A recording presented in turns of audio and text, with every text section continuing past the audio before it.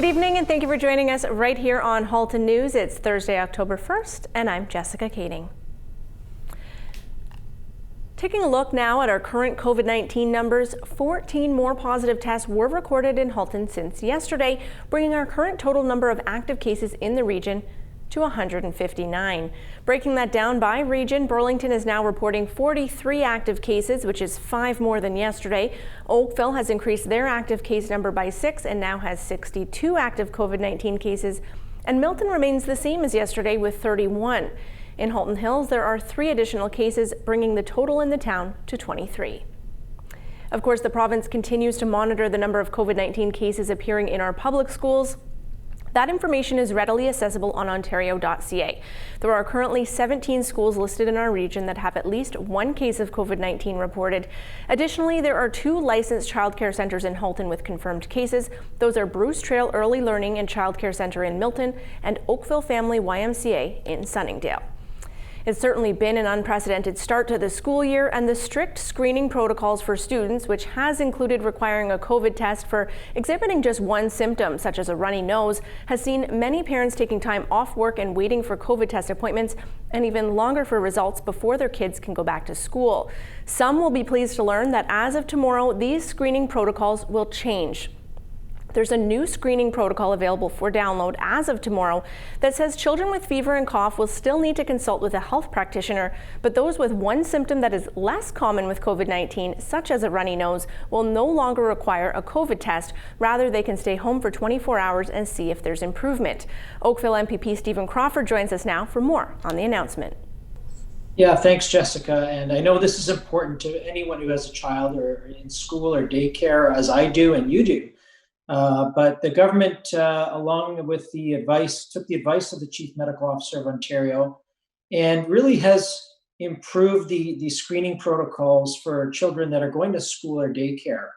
And essentially, we have a questionnaire now, 2 questionnaires that parents will be able to access online as of tomorrow. And it'll go through some of the various symptoms. And some of the symptoms may not be those that are typically found with children with COVID. And in those cases, the advice is generally to keep the children home for 24 hours. And if they improve their condition, then they can go back to school or daycare. And the other questionnaire is more focused on with conditions that are more similar to those with individuals with COVID, in which case that they would suggest that you stay at home and get a test for your child. So again, this is all based on the advice of the Chief Medical Officer of Ontario, and our government will be putting this into place really quickly as of tomorrow. So the safety of our children is first and foremost in our minds here in Ontario. And you were just involved in a roundtable with Premier Doug Ford and the Oakville Chamber of Commerce. Can you tell viewers how that discussion went? I was on a town hall with the Oakville Chamber of Commerce. And by the way, Oakville has got one of the best chambers in all of Ontario. We really punch above our weight as a community. We have a lot of great businesses here. And I want to thank the Chamber. They organized a town hall with a lot of businesses here in Oakville, particularly those that are hit the hardest in the hospitality and tourism industry. And myself was on the town hall, as well as Premier Ford and Minister Lisa MacLeod from Heritage, Tourism and Culture and Sport. So we heard from various business owners and stakeholders in those industries and the challenges they're facing, how our government has already acted and listened to a lot of their concerns, and also wanted to hear what they had to say going forward, because we need our businesses to survive and thrive and get through this pandemic. We need a strong, healthy small business sector here in Oakville, and we took a lot of notes, and we'll take those back to the respective ministries. Having just come off of a roundtable discussion of that nature, do you have a message for businesses in Oakville who are really continuing to struggle during this time? Yeah, I mean, the message obviously is the most important message is really to make sure you have a safe business, because what we found is that the mass majority of COVID cases in Ontario right now are not coming from restaurants or hotels. Very few. There are some. The mass majority are private gatherings that are not monitored. So businesses really need to continue showing the public that they are a safe place where people can go down and have a dinner, have lunch, go to a hotel, and feel safe. And I think, again, businesses are doing that The government needs to reinforce that as well, which we are, but businesses certainly need to practice that as well. Thank you for that. And of course, many of those who are still without work due to COVID-19 have been anxious about what would come next after the CERB ended. We have Milton MP Adam Van Couverton now explaining the new CRB. Absolutely. Well, thank you very much for having me, Jessica. Today, I'm very proud to announce that everybody in the House of Commons voted unanimously on a Tuesday night, or I guess it was actually Wednesday morning vote that happened at about 3 a.m. And the reason it happened at 3 a.m. is because we're still in a state of emergency and we needed to debate this expeditiously and get it through as quickly as possible. But I'm really proud of the fact that every party agreed that we need to continue supporting Canadians. So the CRB is basically an extension of CERB. It's the same amount of money. There's also a component of sickness leave, of support leave. So, if parents are having to stay home to take care of children that aren't able to go to school for one reason or another, there's a sickness benefit for those who are ill. And there's also a benefit for those who are a caregiver of a senior or somebody else who is unable to care for themselves. So this is all about supporting Canadians during this challenging time. Our government has been really, really focused on supporting families, people, businesses, all areas of Canadian livelihoods. And I'm really, really grateful that everybody in the House agreed early Wednesday morning that it's so important. And I believe an important part of the CRB is that it's meant to extend to those who do not traditionally have sick leave benefits, such as entrepreneurs. Is that correct? Yes, CRB is a little bit different than CERB, and actually, in conjunction with CRB, we're also introducing very broad changes to the EI benefits program. So some of the components around entrepreneurs and some benefits for people who are self-employed will be caught through the enhanced EI program, which, by the way, is a long time coming. As a federal government office, we deal with EI claims and CRA claims often. And that's because it's a tricky system sometimes. So I'm hoping that these changes will alleviate some of those concerns that Canadians rightfully have. In addition to that, we're also bringing forward an automatic tax preparation system. So Canadians who are unable or traditionally don't do their taxes can opt to have them done automatically by the government.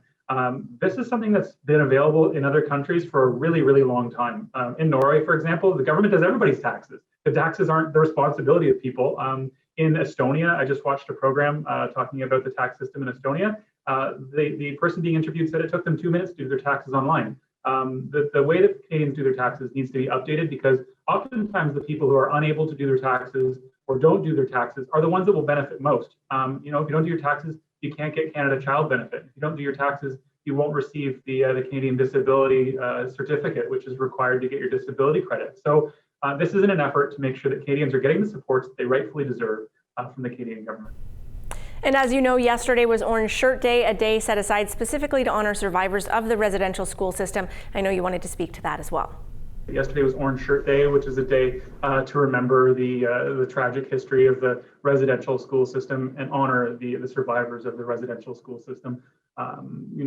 Halton and Milton specifically, we're joining you from traditional territory of various First Nations and the Métis, including the Attawandaron and the Anishinaabe and the Haudenosaunee, and recognizing, whenever we can, that we're sharing our land, the land of the Mississaugas, the Credit First Nation. I think it's really important. And I'm also really, really grateful of steps being taken by the government to ensure that September 30th is acknowledged as Truth and Reconciliation Day of Canada. Because it's something that we shouldn't just be thinking about one day a year. It's something that we should be thinking about and frankly learning about. Like a lot of other Canadians, I don't know very much about the residential school system. And I was actually very shocked to hear that the last residential school was closed in the same year that I started high school. So there's people my age, under 40 years old, who were in the residential school system in Canada, whose lives have been forever altered and whose cultures and identities were stolen and changed because of the colonial attitudes that Canada has always had. And we got to change course. I think that requires an adjustment. But first, Canadians need to learn a little bit more about it. And, when I tell people that the last residential school was closed in 1996, I usually see a lot of raised eyebrows. So I think it's important that we each and all of us keep learning. For sure. Thank you for your time today. Between $3,000 and $4,000 were stolen from an ATM in Burlington overnight. The ATM was located inside a restaurant located on Guelph Line near Aileen Drive. Two thieves pried open the restaurant's back door to gain access to the ATM, and then they were also able to pry that open to steal the cash inside. Police are asking any witnesses or anyone who knows something to come forward. The first suspect is described as a white male in his 40s, weighing approximately 275 pounds at 6 feet tall, and the other white male is under 6 feet, weighing about 200 pounds. If you can assist officers in identifying these individuals, please call Crime Stoppers at 1-800-222-TIPS. There is a Canada-wide warrant out for 29-year-old Jimmy Nguyen, who's known to frequent the GTA. Nguyen is serving a 4-year, 10-month sentence for conspiracy to commit an indictable offense, assault causing bodily harm, trafficking in a narcotic and weapons trafficking. He's described as 5'8", 162-pound Asian male with black hair and brown eyes. He wears glasses and has tattoos on both arms. If you see or know where this individual is, police ask that you call the Provincial Rope Squad at 1-866-870-7673. And with today being October 1st, thoughts continue to focus on Halloween and what it will look like this year. We spoke with Marianne Mead Ward to see what her take is on the issue. So as the mayor, I don't have the power to cancel Halloween, and I don't want to be the spoilsport, but we have reached out to our medical officer of health for some guidelines and advice, and we will absolutely take her direction on what should be done. And I know other municipalities, I just read Toronto today is doing the same thing. We may be getting some provincial guidelines around it, but we certainly are looking into it as well for residents. So stay tuned. I think the message around we don't want people in groups. Well, you can't be in groups of 25 or more outside anyway. I think that's a pretty strong message about what that might mean for Halloween. We're also reviewing all of our festivals. We're going to have a virtual Remembrance Day. We're discussing, what Christmas looks like in Burlington, probably virtual components. So stay tuned on all of that, and we'll get back to the community with some guidelines about Halloween. Of course, that 10-person max will stick for Thanksgiving weekend as well. That's coming up next weekend. But then after Halloween, we're also looking towards Christmas. Is Burlington planning on having the parade? Yes, as you know it has been canceled. There won't be the big event with all the floats, but there are some discussions about, is there a modified event we could do? Is there a virtual component? And so, or do we just kind of stand down and find another way to celebrate? So those discussions are happening right now. And I also think that we can use our Festival of Lights, which has been with us forever and is enjoy at your own pace. It's a month and a half of lights in Spencer Smith Park, and there's no risk of large gatherings. So we are looking into that, and we should have some news for the community in the next couple of days. But the large parade for sure has been canceled, but we're just looking at what our alternative options are right now. With the COVID-19 pandemic, it seems that people have never been so obsessed with keeping things clean, but you should know there is a big difference between clean, sanitized, and disinfected. More on that after the break.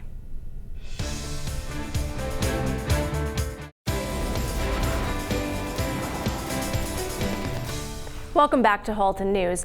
Do you know the difference between clean, sanitized, and disinfected? If not, you're about to. Nikki Wesley takes us back to basics with expert Nicole Kenny. Virox Technologies in Oakville is at the leading edge of disinfecting technology. As Halton has moved into Stage 3, Your TV reached out to Virox Vice President Nicole Kenny to check up on how we're doing and remind us of proper cleansing techniques. From a disinfection perspective, and what we're seeing is that I think we need to go back to basics, and we have to understand that we might have learned how to clean from our parents, but they might have led us astray, and they weren't necessarily the best teachers, if you will. While the general public uses terms like cleaning, sanitizing, and disinfecting interchangeably, there is a vast difference in meaning. It's important as we head out into the public in the new normal to know the difference so we can be informed about how well spaces have been cleansed before we were there. So first is cleaning, and that's really, the physical removal of whatever dirt we're seeing on the surface. And that needs to be done in order to disinfect. So if we're looking at, I've got, a Petri plate. So assume that if I've swabbed a surface, I might be finding this amount of bacterial, viral pathogens, whatever is on the Petri plate on that surface. And so we need to be cleaning the soils in order for the disinfectant to be able to actually kill this. Then we're looking at sanitizing, which is just a reduction. Basically, we're making the surfaces safe. And this is what we're doing in hospitality, restaurants, daycare, schools.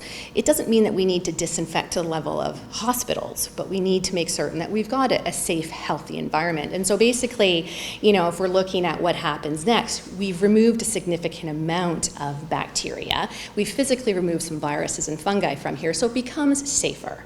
But if we want to disinfect, that's really about making certain that we are allowing the disinfectant to stay on the surface, but we want to make certain that we're really killing everything. And so just that, one wipe is really not going to do as much as what we think we're doing, and so that's really kind of the important aspect. What is the most important to be focusing on at home? So we really want to focus on the high-touch surfaces and making certain that we're cleaning them with increased frequency.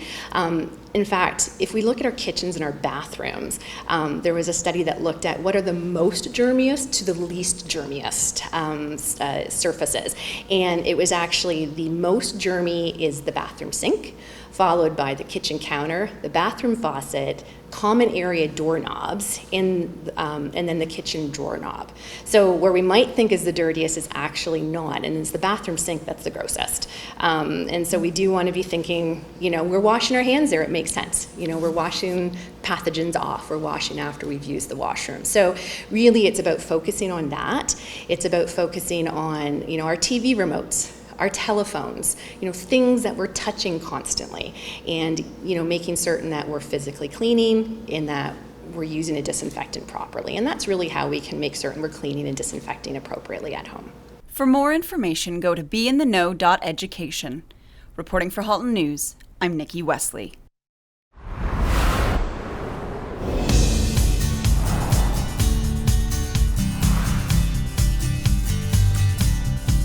Taking a look at Lake Ontario today before we getting into our 5-day weather forecast.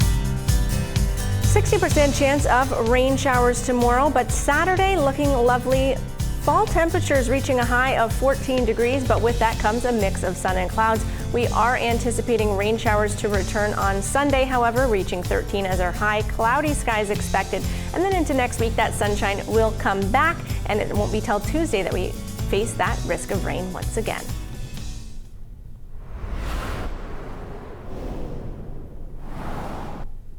And now we'll look to how some of Halton's top companies performed on the markets today.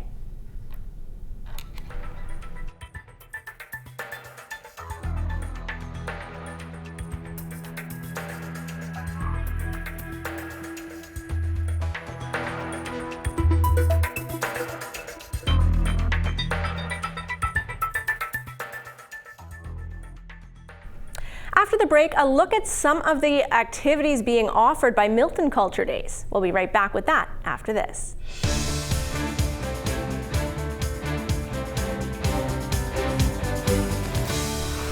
Welcome back to Halton News. Culture Days has kicked off across the country, and there are online and in-person events for you to enjoy. We spoke with Arts Milton Program Coordinator Caitlin Patience, who says it's important to still celebrate and promote diversity, even in these pandemic times. Arts Milton's mission is really to connect artists with the community, and that's even more important in a time like this when artists and gig workers are losing their income essentially. So we want to continue making these connections. We finished all of our programs this year, and we are running Milton Culture Days. It is different this year. So normally it's an in-person event at the First Ontario Arts Centre Milton over a 3-day weekend, and we have about 4,000 Miltonians attending, and we have anywhere from 60 to 90 in-person activities that you can discover as you move around the building. So that's not going to be possible this year. So we are hosting most of it online. So for kids, we have some great activities, including sort of a cultural investigate your family activity with a local author. We have virtual bucket drumming for kids. We have coding with Scratch for kids and youth. We have story time with the Milton Public Library and a special Urdu story time with Sarah Aziz, a local author and illustrator. And then we also have a Sweet Sounds early years music class for kids. And that's just a small sample of what we're offering. For adults, we have Indian folk art, the rise and fall of eco art with Art House. We have some Bollywood dance with Bollywood West Dance Studio.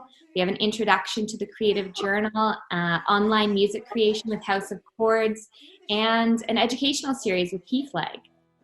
For our outdoor activities, we have one more set of curbside concerts, which is something we did in the summer with a lot of success. We also have a photo challenge throughout Milton that you can do yourself each weekend. We have a mural being painted downtown at 16 Hugh Street. You can watch the artist's work this weekend, September 26th and 27th.